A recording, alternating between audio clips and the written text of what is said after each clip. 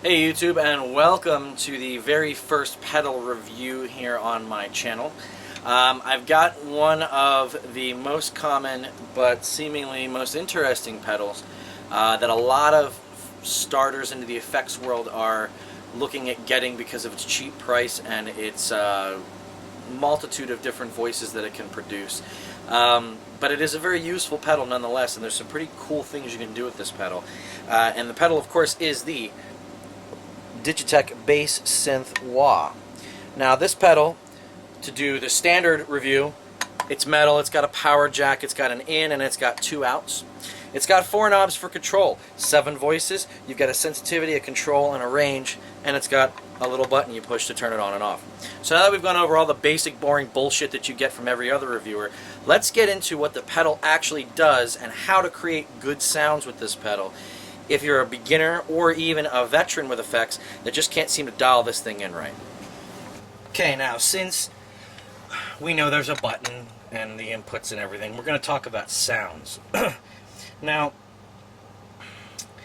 the first thing that I like to do is I like to turn every knob down to nothing, because it's going to give us the best idea of what a pedal can sound like and what you can do with it. We know that the pedal is on right now. And right now, since everything's turned down and we're on setting 1, remember this was that squeaky, weird filter. There's nothing. So obviously we could do one of the 3 settings here, which is going to be sensitivity, control, or range. So let's start with range. Let's turn range all the way up, see what happens. Really not much. What about control? What's control do? Well, I think we found exactly what makes the sound here, the control knob. So we know that we can dial this up and get different bits of squawky wah.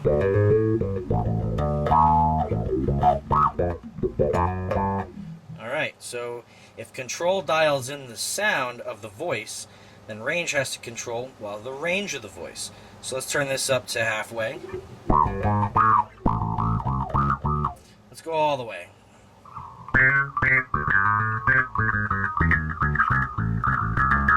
Okay, so we know that the range and the control are going to make the sound. So it looks like control is controlling the position of the filter, and the range is controlling the length of the filter.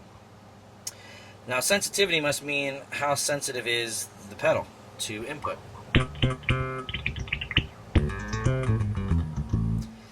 Interesting. So let's turn sensitivity down. Okay.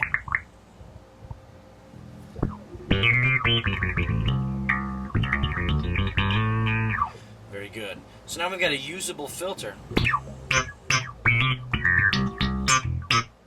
So we've got an idea of what this pedal's doing, but the interesting part about this pedal is that all these knobs do somewhat different things on different settings. Like, we'll go to setting 2. Right now we're at an octave type setting. So let's turn down the range and the control. Turn control all the way up.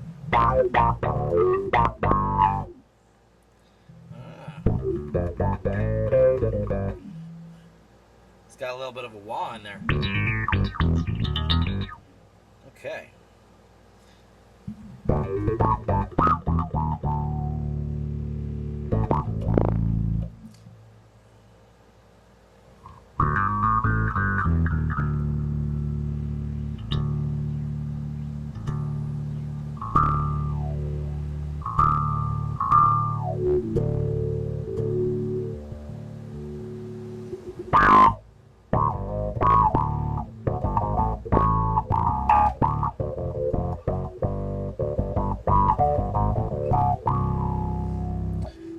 Very interesting preset. There is a way to get a clean octave out of this,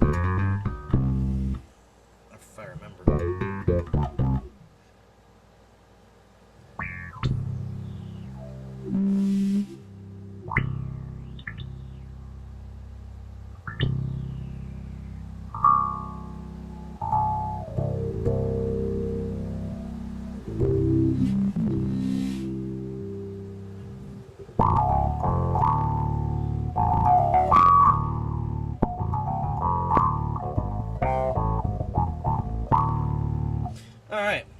it doesn't seem to want to give us what we're looking for.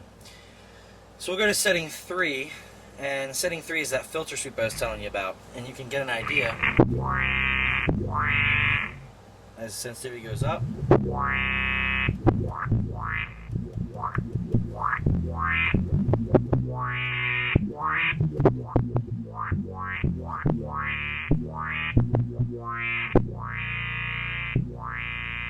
Here I was double attacking. I'm not actually doing that. I'm going to hit the string once.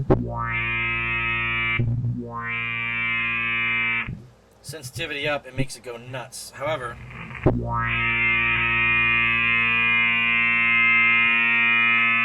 you can see that once you turn it down, it doesn't go so much. So we notice now sensitivity is actually working as sensitivity. So your input signal is being changed and how it affects that string vibration and how the filter reacts. So now you've got control. So the farther you can have control up,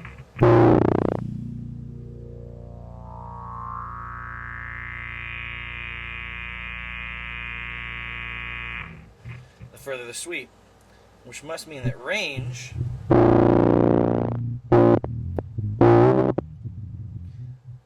turn the range the whole way up. This is going to be fun.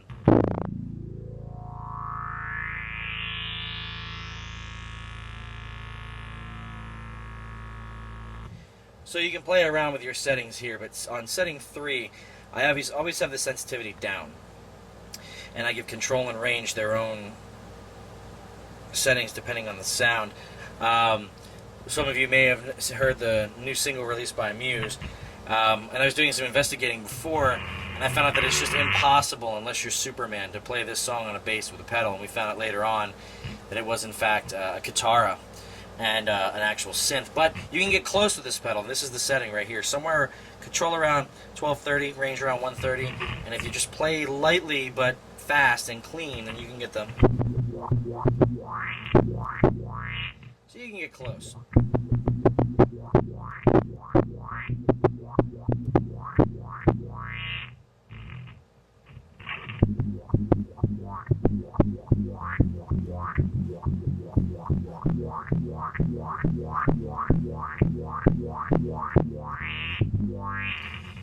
So there you go. That's setting 3 for you.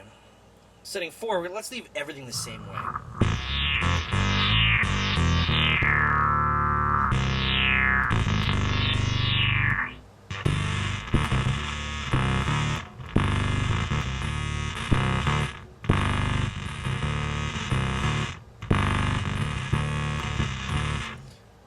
Alright.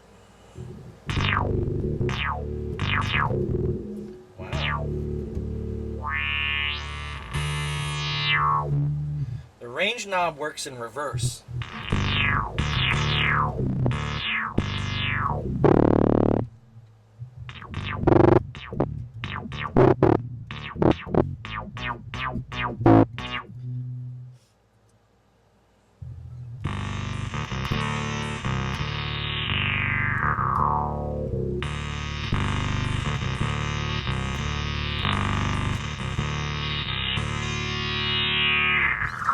It looks like it's a reverse filter sweep, so all the knobs work backwards as opposed to what number 3 is. I did use this patch in a song that we recorded, and I forget the exact settings.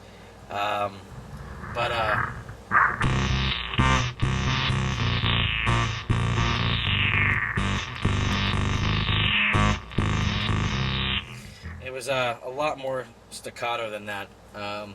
But you get the idea. Since this is a reverse filter sweep, it works in the exact reverse. The lower the range, the tighter the filter is going to be.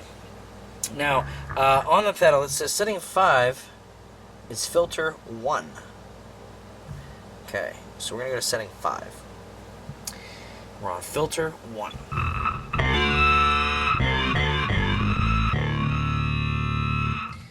I don't think they're filters as much as they are vowelish type.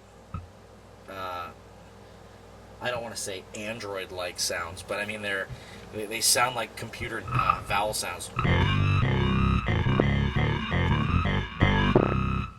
And it looks like, you know, range.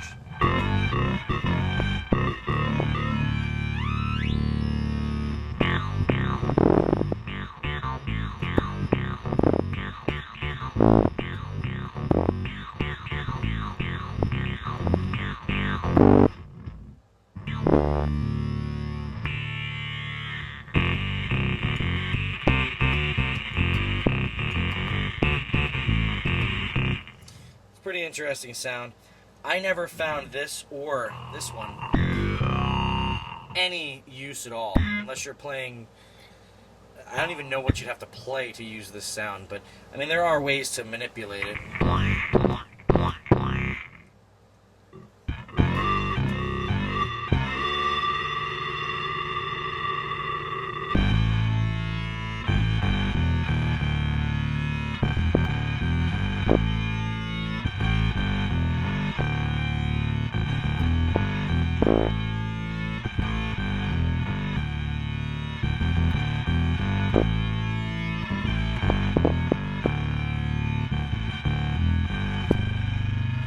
So I mean, you get the idea. This pedal does have a lot to do. I wonder what sensitivity would do.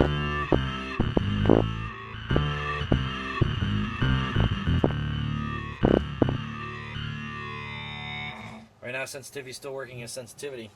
Number 7 is listed as Octabass.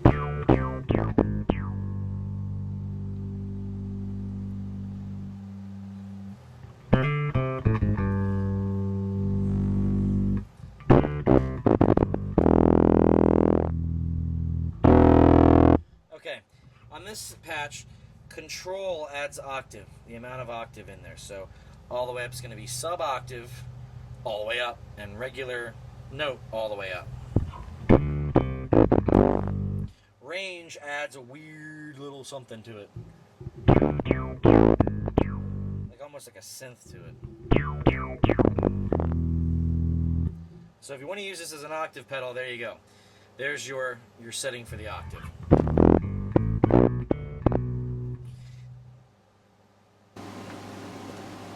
So there you have it. There's the Digitech Bass Synth Wah.